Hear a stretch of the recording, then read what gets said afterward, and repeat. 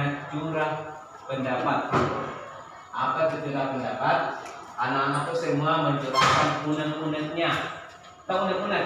Keinginan hatinya. Apa mau? Nah, apa mau kalian sehingga kegiatan belajar kita di kelas ini bisa menjadi suasana yang aman, nyaman, dan menyenangkan. Jadi kegiatan kita adalah namanya curah pendapat. Jadi pendapat kalian dicurahkan ke dalam kertas itu untuk kita tempelkan. Nah, tujuannya adalah untuk memberikan keyakinan kelas yang akan kita sepakati. Ya, silakan tuangkan unek-uneknya dalam kertas itu dan setiap siswa akan menempelkan nanti di depan apa unek-uneknya dan akan kita kaji untuk melahirkan namanya keyakinan kelas untuk kelas kita dan sekolah kita.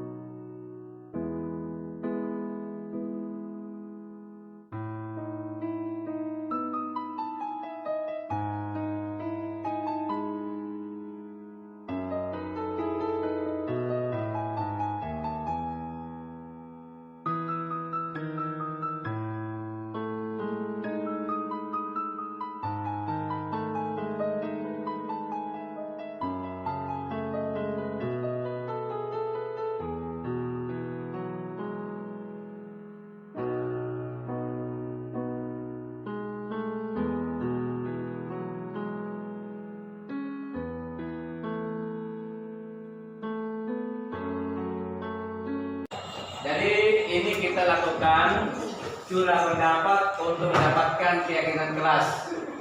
Apa perlunya ini keyakinan kelas?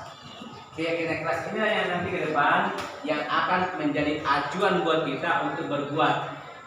Ketika ada nanti misalnya ada pelanggaran, maka kita langsung mengingatkan bagaimana keyakinan kelas yang Anda yakini. Apa tujuannya? Nah, seperti ini, saya ini. Pernah mengendara sepeda motor? Apa kewajiban Anda untuk mengendara? Pakai helm. Memakai helm untuk apa? Selamat. Ya, helm digunakan untuk keselamatan. Jadi seperti inilah. Jadi kita buat aturan, perhatikan dulu. Kita buat aturan atau keyakinan kelas untuk agar kita selamat dan bahagia. Itulah tujuannya. Baik, anak-anak sekalian, pada hari ini kita membubuhkan tanda tangan di atas kertas putih ini sebagai wujud dari pekerjaan kita minggu lalu. Curah pendapat mengenai keyakinan kelas. Nah, keyakinan kelas telah saya rumuskan. Dari semua masukan siswa semua, saya sudah rumuskan ada 4 kategori. Ya, yang pertama adalah patuh, yang kedua giat, yang ketiga hormat, yang keempat adalah asri. Patuh, giat, hormat, dan asri ini diakronimkan. Apa akronim? Disingkatkan menjadi pagi hari. Apa itu pagi hari? Itu tadi. Patuh, giat, hormat, asri. Dan ini Anda harus hafalkan. Jadi hafalkan dan pahami. Apa itu giat, apa itu patuh, apa itu hormat, dan apa itu asri. Sekarang rame-rame kita serentak baca semua. Yang pertama,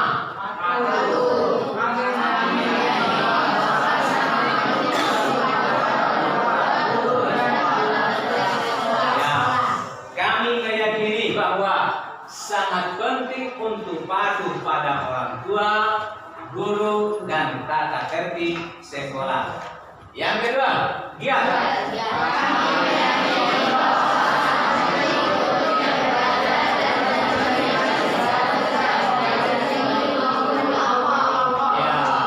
Giat. Kami meyakini bahwa sangat penting untuk giat belajar dan menyelesaikan segala tugas, baik individu maupun tugas kelompok. Terus berikutnya,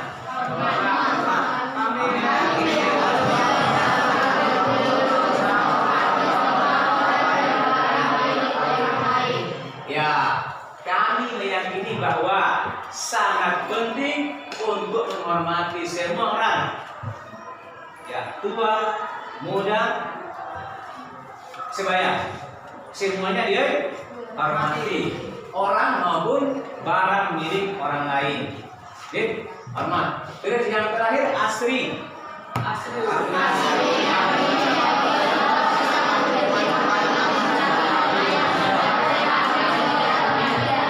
Iya, kami meyakini bahwa sangat penting untuk menciptakan lingkungan sekolah yang aman, tidak ada gangguan, tidak ada bullying, aman. Kemudian sehat, makanannya sehat, tingkah lakunya sehat, pikirannya sehat, ucapan, pikiran, dan perbuatan sehat. Bahasa perangkanya suci dalam pikiran, perkataan, dan perbuatan. Itu bahasa Tridasa Dharmanya. Kemudian rapi, pakaiannya rapi. Yang ketentuan laki-laki sebelah dalam, perempuan juga sebelah dalam. Rambut dipotong rapi. Ya, ukurannya di depan tidak boleh lebih dari 4 cm, di belakang tidak boleh lebih dari 2 cm. Itu sudah ketentuan dari tentang rapian. Indah. Indah bukan berarti pakai make up ke sekolah. Tapi indah juga berhubungan dengan indah sikap, indah pakaian, indah tutur kata, dengan indah suci juga. Jadi erat kaitannya semua. Jadi dari 4 poin ini, adakah hal yang merugikan? Menurut kalian ada yang merugikan? Nah, semuanya menguntungkan ya, dan semuanya positif, baik untuk kita maupun untuk seluruh warga sekolah. Tidak ada yang kalian? Nah, patuh. Kalau kalian patuh, insya Allah berhasil. Anda lihat siapa yang menikmati kegiatanmu kalau bukan kalian? Rajin belajar, kalian yang menikmati. Rajin bolos, kalian tidak yang merasakan. Terus hormat. Sebagai manusia pasti punya rasa ingin dihormati, pasti itu.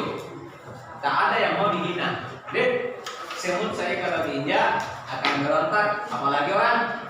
Itu deh. Nah, itu hormat. Kemudian asri, pandangan mata asri, terus perasaan juga suasananya asri, aman, sehat, rapi, dan indah. Nah, apakah kalian sepakat dengan ini semua?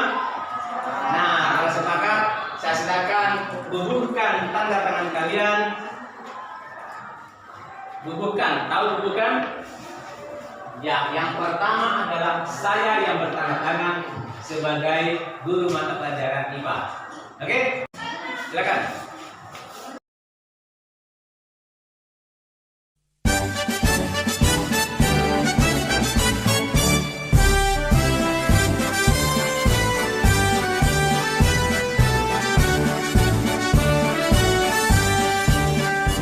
Bulatkan tekad, kuatkan hati, negeri ini memanggilmu kawan.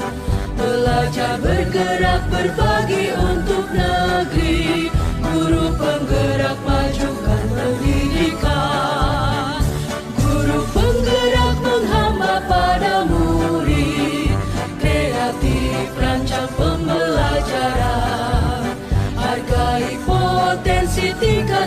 prestasi, lahirkan profil pelajar Pancasila. Belajar, bergerak, berbagi untuk negeri, kita menjalin kolaborasi. Belajar, bergerak, berbagi untuk negeri, demi bakti pada Ibu Pertiwi.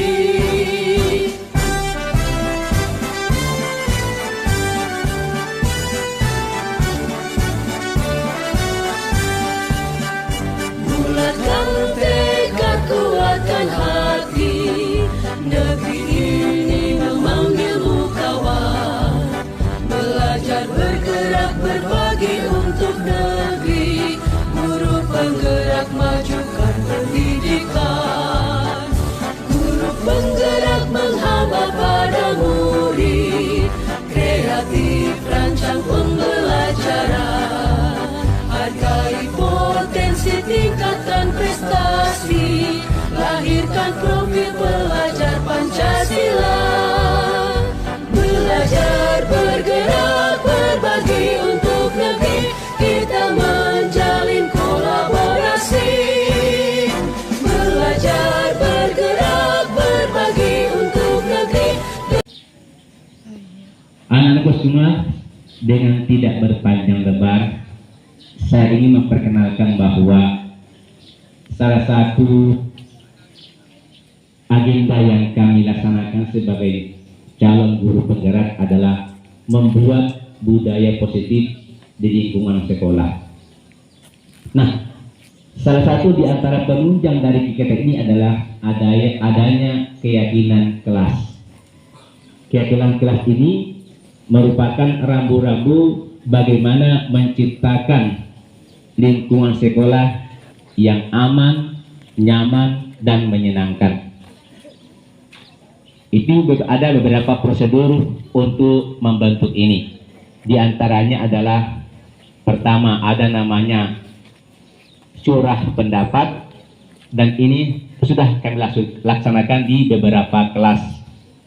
Kemudian dari curah pendapat, seluruh siswa mencurahkan unek-uneknya, keinginan-keinginannya bagaimana mewujudkan lingkungan kelas atau sekolah yang aman, nyaman, dan menyenangkan bagi para siswa.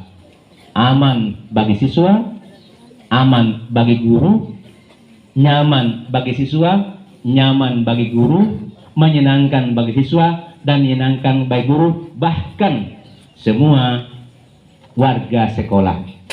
Itu salah satu tujuan dari pembentukan kesepakatan atau keyakinan kelas. Dari keyakinan kelas yang kami buat ini, yang kami rancang ini, sudah kami dipajang di sana. Jadi anak-anakku semua silahkan ke sana, dibaca, dihafal, dan dipahami, dan diimplementasikan dalam lingkungan sekolah maupun di luar lingkungan sekolah. Di sana itu ada diakronimkan isi daripada keyakinan kelas yang telah kami kesepakati, diakronimkan, disingkat menjadi pagi hari.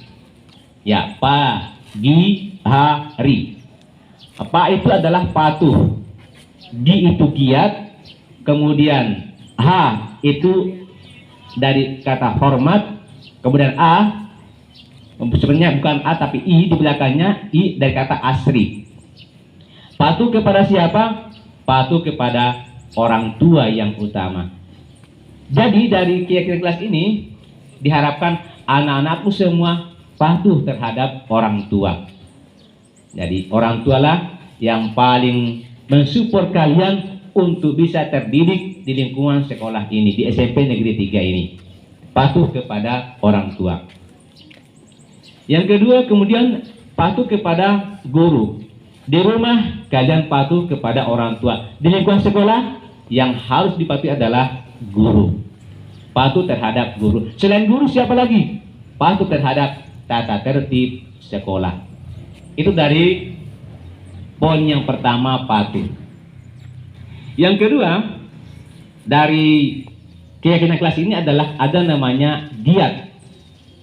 Giat itu giat belajar, belajar secara mandiri maupun secara berkelompok. Kemudian yang ketiga, hormat terhadap orang lain dan menghormati barang milik orang lain.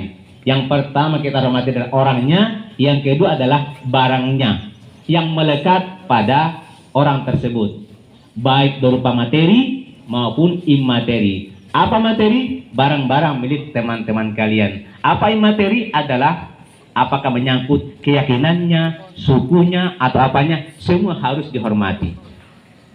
Kemudian yang terakhir, asri. Sebenarnya asri ini singkatan dari aman, sehat, rapi, dan indah. Assalamualaikum warahmatullahi wabarakatuh. Salam sejahtera untuk kita semua. Saya ucapkan terima kasih yang sebesar-besarnya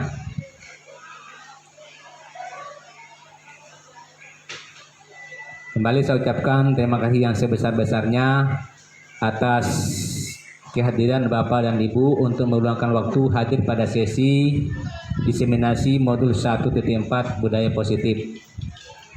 Ini adalah salah satu tugas dari kami untuk calon guru penggerak angkatan ke-7. Salah satunya adalah melakukan diseminasi apa yang kami dapatkan dari diklat tersebut untuk disampaikan ke teman-teman di sekolah masing-masing. Jadi saya harapkan Bapak dan Ibu semua menyimak dengan sebaik-baiknya, karena kedepannya ini di akhir nanti pembahasan ada refleksi, ada semacam penugasan dari kami, dan mohon kerjasamanya Bapak dan Ibu untuk berkenan untuk menjawabnya. Terima kasih. Kami mulai dengan ucapan bismillah melakukan proses diseminasi ini.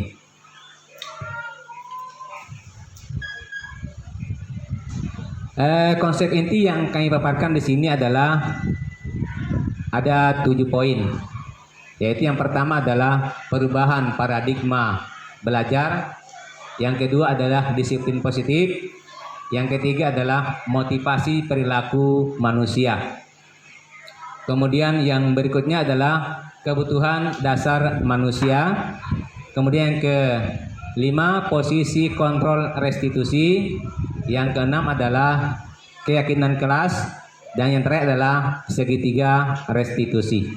Ini akan jadi pembahasan pada sesi diseminasi ini. Kemudian kita melangkah ke sesi pertama, yaitu perubahan paradigma belajar. Belajar. Apa itu belajar? Belajar pada dasarnya adalah perubahan. Ya, perubahan dari awalnya tidak tahu menjadi tahu, dari tidak bisa menjadi bisa. Jadi hasil belajar adalah adanya perubahan. Itu yang dimaksud dengan belajar. Kemudian di era digital ini, salah satu perubahan yang dikehendaki dalam dunia pendidikan kita ini adalah berubahnya paradigma stimulus respon kepada paradigma teori kontrol.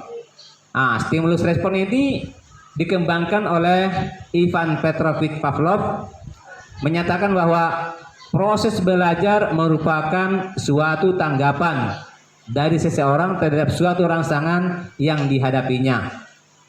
Kemudian teori kontrol diperkenalkan oleh William Glasser, menyatakan bahwa semua perilaku memiliki tujuan, bahkan terhadap perilaku yang tidak disukai pun.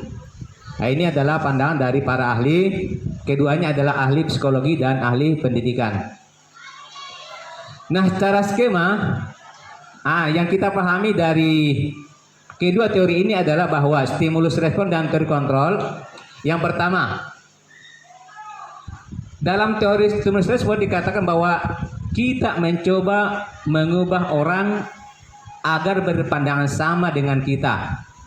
Ini adalah sesuatu pekerjaan sulit. Mengubah prinsip orang adalah bukan pekerjaan mudah. Kemudian karena mengalami kendala seperti ini, maka dialihkanlah kepada teori kontrol. Dikatakan bahwa kita berusaha memahami pandangan orang lain terhadap dunia. Jadi ada pemahaman, ada pengertian. Nah, yang kedua, perilaku buruk dilihat sebagai suatu kesalahan. Setiap keburukan diperbuat merupakan suatu kesalahan. Namun teori kontrol menyatakan bahwa semua perilaku memiliki tujuan. Jadi siswa kita berperilaku buruk tidak sesuai dengan harapan kita, pada dasarnya adalah mereka punya tujuan. Tujuan adalah mencapai kebutuhan yang mereka inginkan. Yang ketiga, orang lain bisa mengontrol saya. Ini secara teori stimulus respon, orang lain bisa mengontrol saya. Yang sesungguhnya tidak bisa. Misalkan saya tidak bisa mengontrol Bapak Ibu untuk hadir di sini.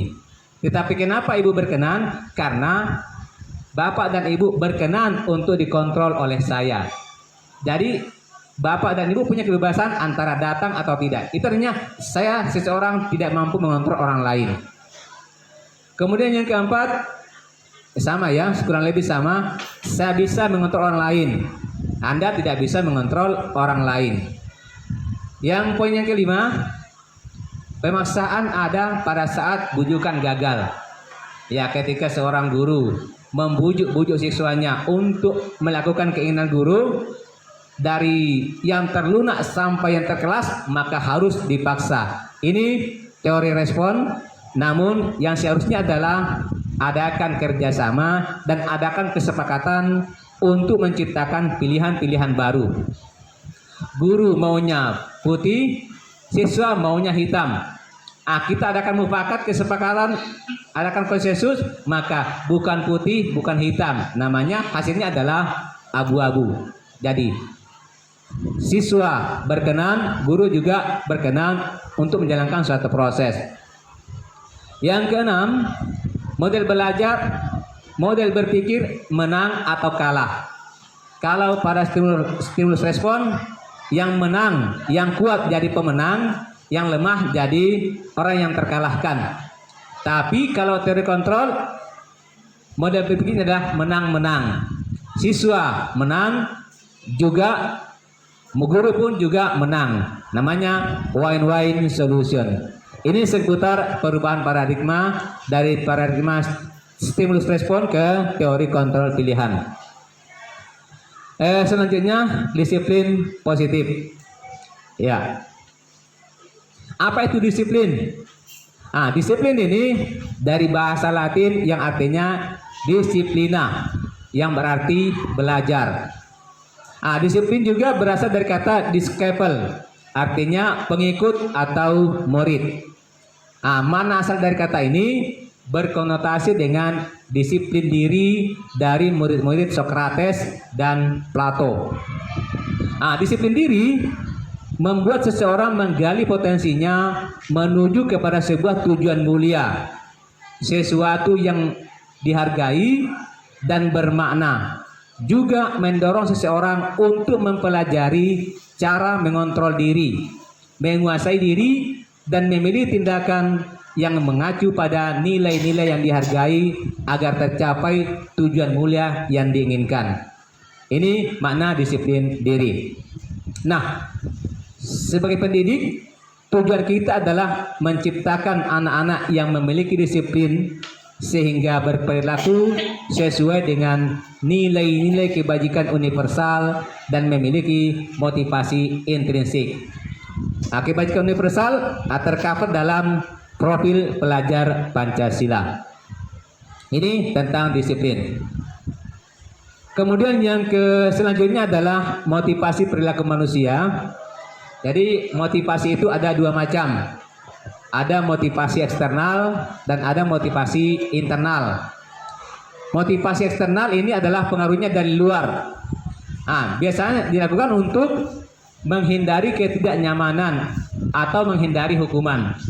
Ya, kita melakukan sesuatu karena untuk menghindari tidak enak dipandang oleh pimpinan atau siapa, atau menghindari hukuman. Ini motivasi untuk melakukan sesuatu.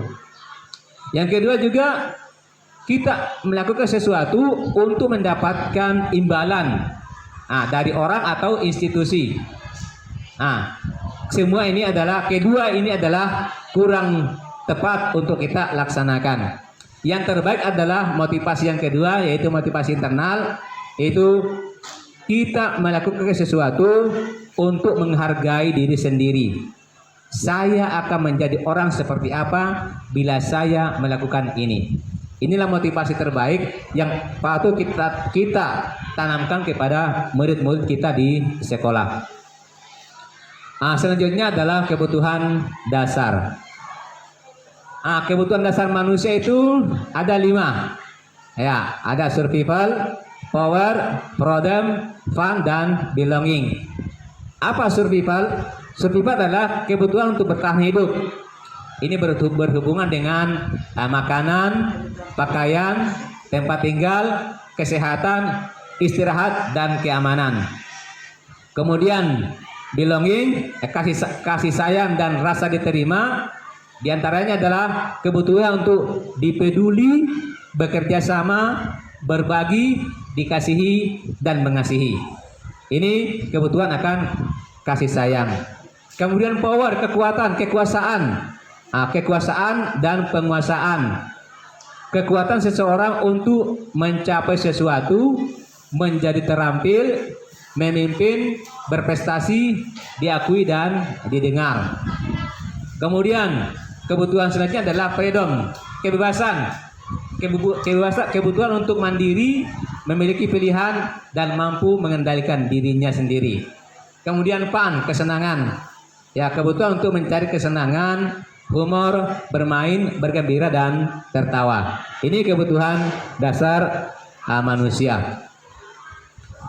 Selanjutnya adalah posisi kontrol restitusi. Secara teori ada 5 posisi kontrol yang dilakoni oleh guru.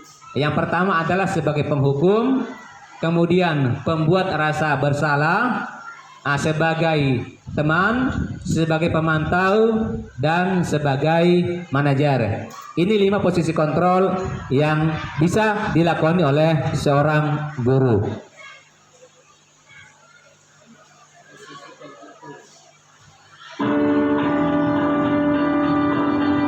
Mari kita simak tayangan ini atas ke-5 posisi kontrol tersebut.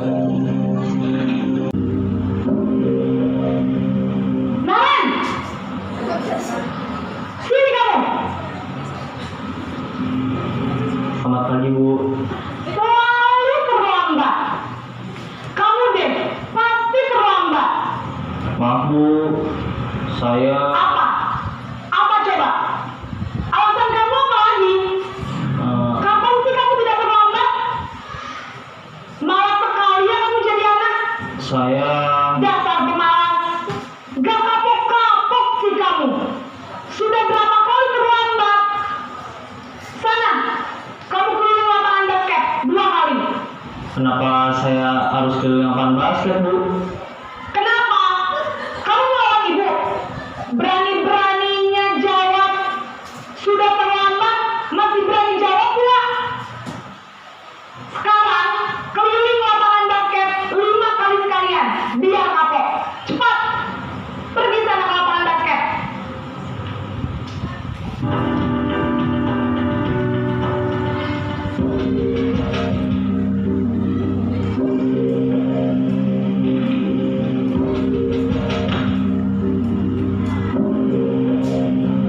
Naren!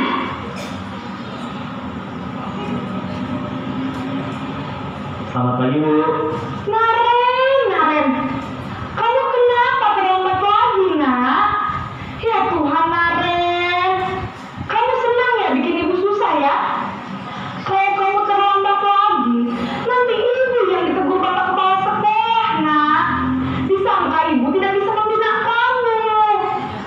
Duh, gimana ini? Maaf, Bu. Duh, Gusti Naren, kamu suka ya kalau ibu tegur bapak kepala sekolah? Terus, sekarang ibu harus tulis apa ini di buku absen? Ini kamu sudah sering terlambat loh. Ibu harus apa coba? Maaf, Bu. Maaf sekali. Ya sudah Lain kali jangan bikin ibu susah lagi ya nak ya. Ibu tidak akan kuat lagi kalau kamu begini terus. Bisa jantungan kalau ibu ditegur bapak kepala sekolah. Sana cepat ke kelas. Maaf ya Bu, maaf sekali. Posisi pembuat rasa bersalah berbicara dengan nada tenang.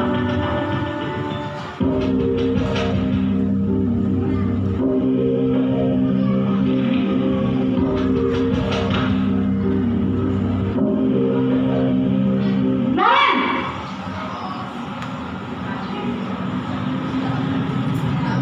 Selamat pagi Bu. Wah, sudah jam berapa ini nak? Terlambat lagi ya sayang. Iya Bu, habis ibu saya lupa membangunkan saya Bu. Kamu malah menyalahkan ibu kamu. Kamu bukannya anak yang larinya paling kencang. Kok terlambat sih? Iya Bu, saya memang terlambat bangun tadi. Jadi biarpun saya lari kencang, tetap gak terkejar Bu. Ya sudah sana. Nanti lain kali larinya lebih kencang lagi ya. Biar gak terlambat lagi. Bikin senang ibu. Demi ibu. Bisa kan? Bisa lah Bu. Ya sudah sana masuk kelas. Ibu beresin urusan absen kamu. Kamu ini ada-ada saja.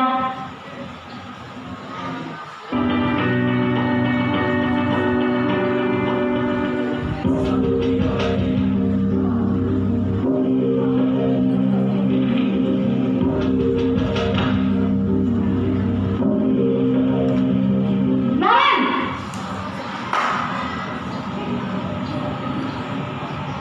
Selamat pagi Bu.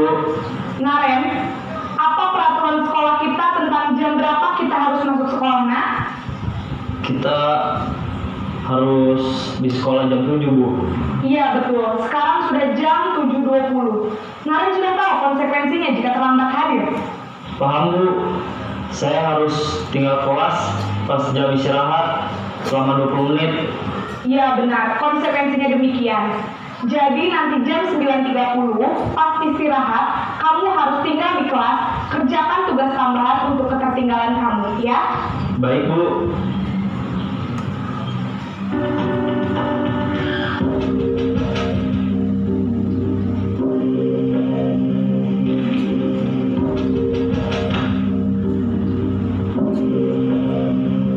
Naren!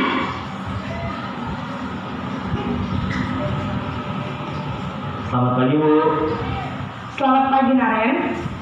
Maaf Bu, saya terlambat.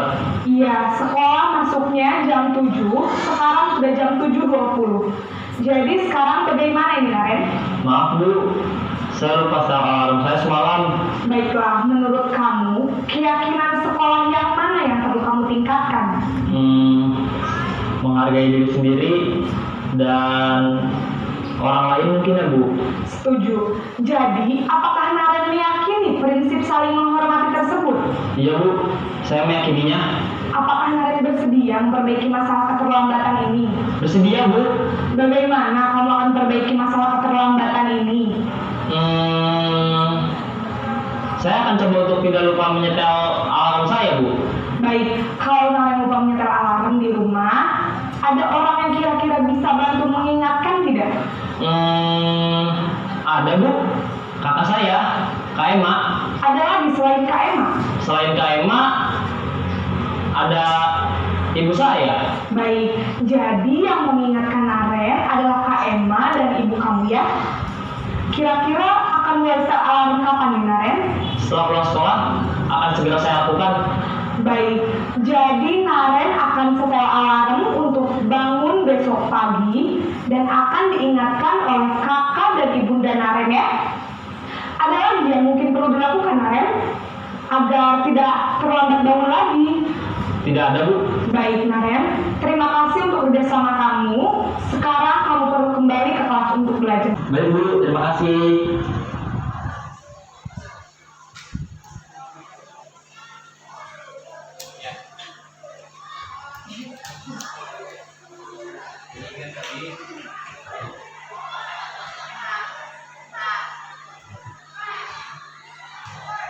Catat. Jadi demikian tadi cuplikan dari video 5 posisi kontrol yang ada pada guru. Kemudian kita melangkah ke materi selanjutnya adalah tentang keyakinan kelas. Nah, apa itu keyakinan? Nah, untuk pertanyaan pemateri dari materi ini adalah mengapa kita memiliki peraturan harus menggunakan helm bila mengendarai kendaraan roda 2. Kemudian yang kedua adalah mengapa kita memiliki peraturan 3M di masa pandemi COVID-19, menggunakan masker, mencuci tangan, dan menjaga jarak. Jawabannya pasti adalah karena demi keselamatan dan kesehatan. Nah, nilai dari keselamatan dan kesehatan ini sebagai jawaban dari dua pertanyaan ini, inilah yang disebut sebagai suatu keyakinan. Nah, jadi keyakinan kelas adalah nilai-nilai kebaikan yang diharapkan dapat mengantarkan murid pada keselamatan dan kebahagiaan. Jadi keyakinan kelas adalah nilai-nilai kebajikan yang diharapkan dapat mengantarkan murid pada keselamatan dan kebahagiaan. Nah, keyakinan kelas dibuat untuk menciptakan disiplin positif bagi murid, menghargai dan mencintai dirinya, serta menjunjung tinggi nilai-nilai kebajikan yang diyakininya, yang telah dibangun di kelasnya. Nah, berikut tayangan dari apa yang telah dilakukan di kelas selama membuat keyakinan kelas.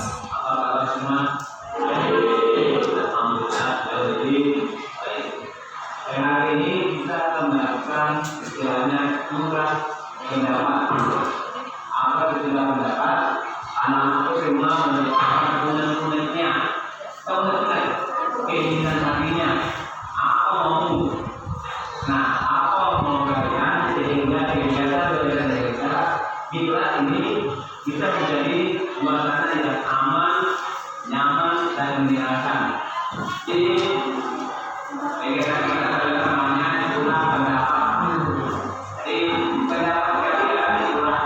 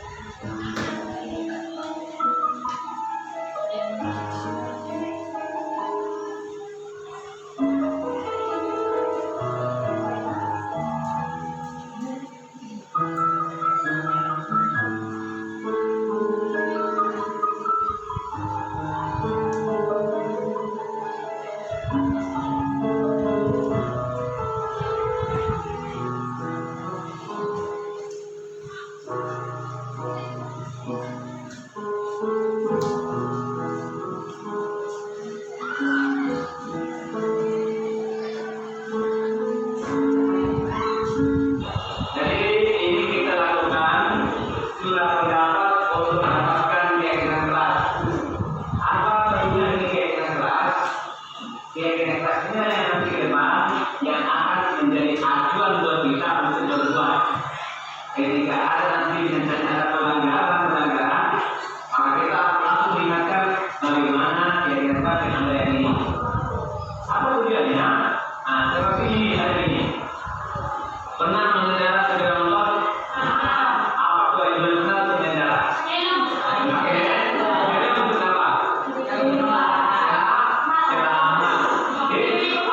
Ya, mereka digunakan untuk keselamatan. Jadi seperti inilah. Jadi kita buat aturan ketika ini, kita buat aturan atau kira-kira untuk agar kita selamat. Selamat dan bahagia. Itu tujuannya.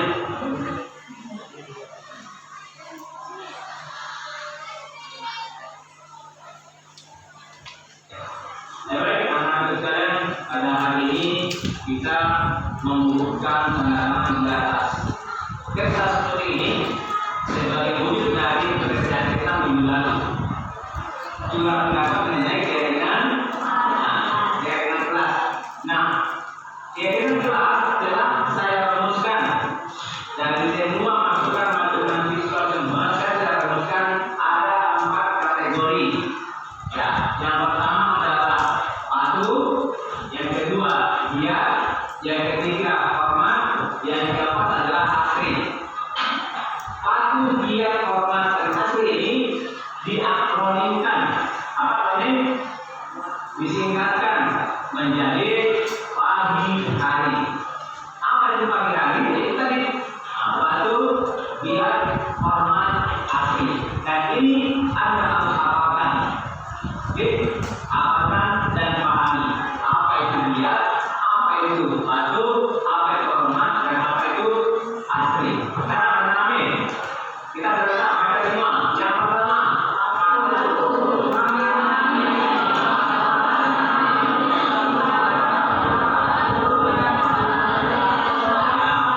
kami meyakini bahwa sangat penting untuk patuh pada orang tua, guru, dan tata tertib sekolah.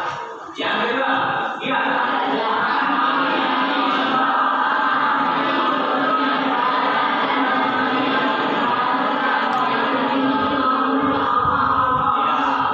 Giat. Kami meyakini bahwa sangat penting untuk giat belajar dan menyelesaikan segala tugas, baik individu maupun tugas kelompok. Terus berikutnya,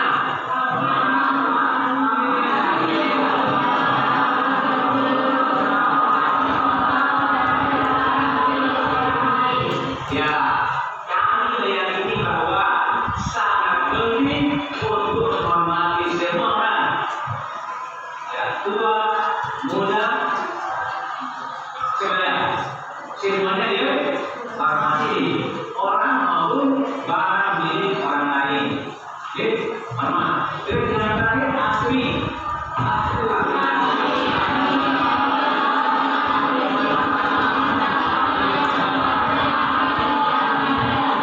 Ya, kami meyakini bahwa sangat penting untuk menciptakan lingkungan sekolah yang aman dan gangguan dan aman. Kemudian sehat, makanannya sehat, tingkah lakunya sehat, pikirannya sehat, ucapan, pikiran, dan perbuatan sehat. Makanya suci dalam pikiran, perkataan, dan perbuatan. Itu bahasa dasar agamanya. Kemudian rapi, pakaiannya rapi. Yang perempuan laki-laki serta dalam, perempuan juga serta dalam.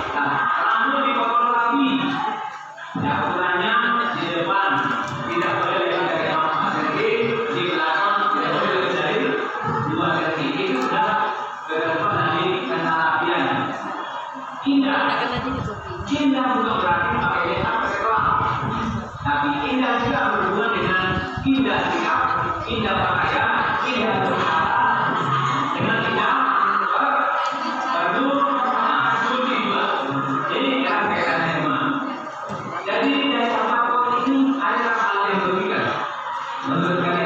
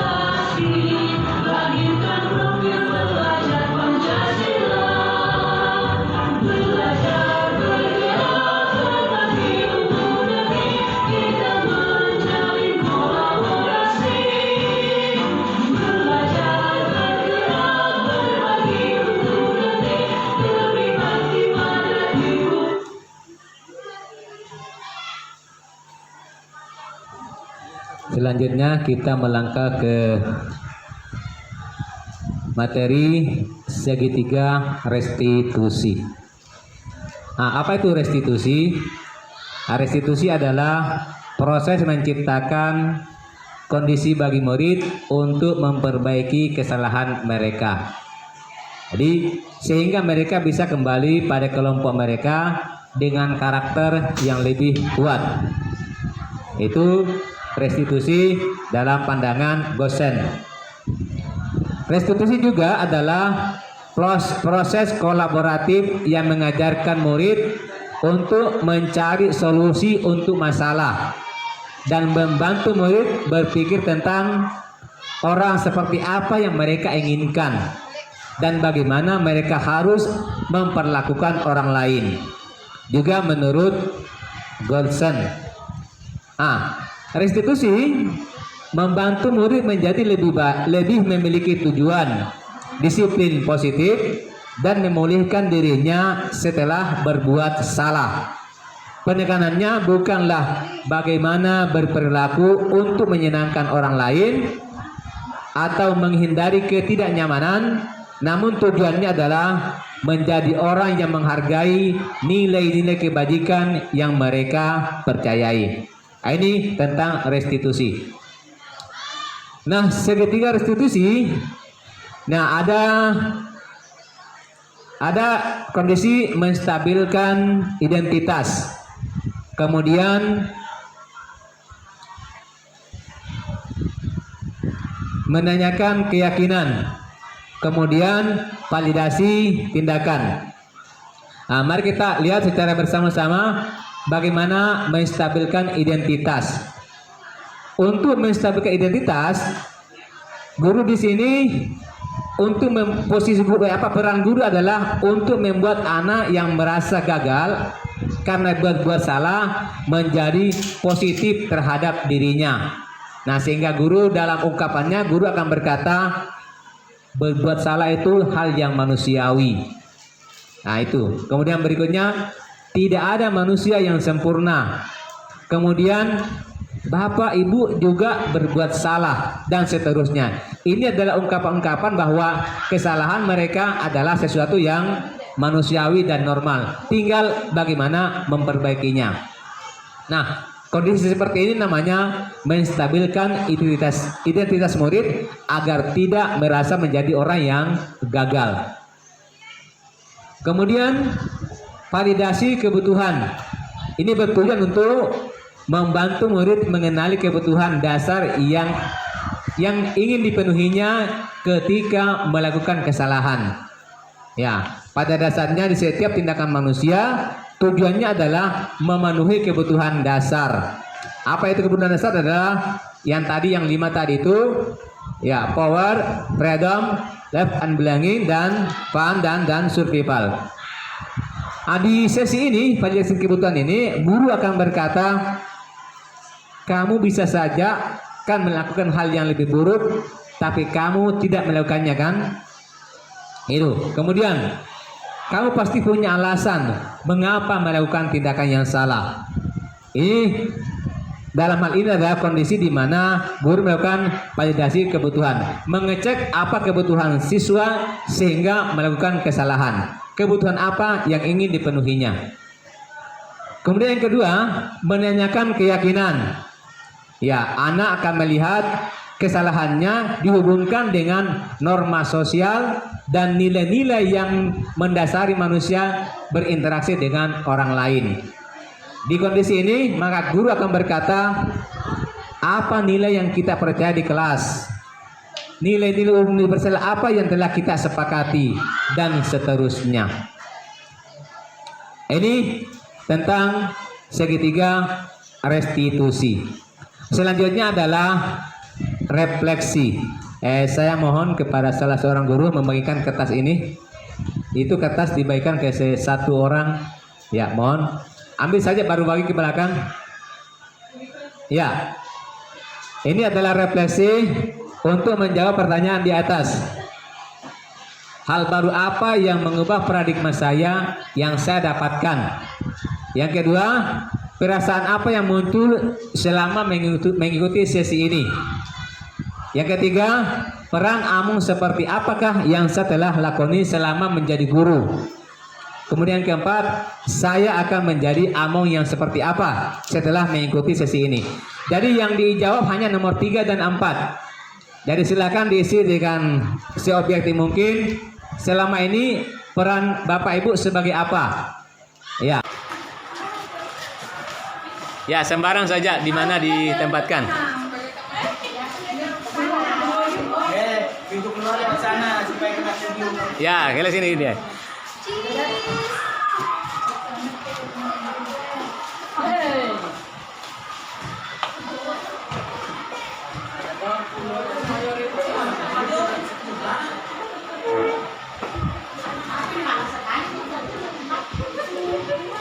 Banyak sekali menulis, banyak sekali tahu. Foto kok dari meja, foto kok dari buku. Satu mas saya. Oh, saya mau jadi pian, saya juga mau jadi anak. Saya jadi tadi ini. Kita itu semua pertanyaan kan. Masa bapak yang kebanyakan kita? Tadi saya kan sendirian. Iya. Iya udah ada.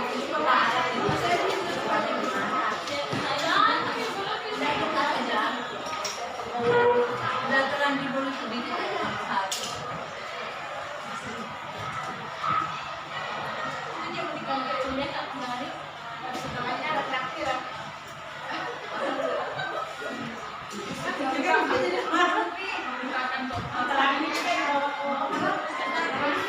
Jadi demikian apa yang sempat kami kemukakan.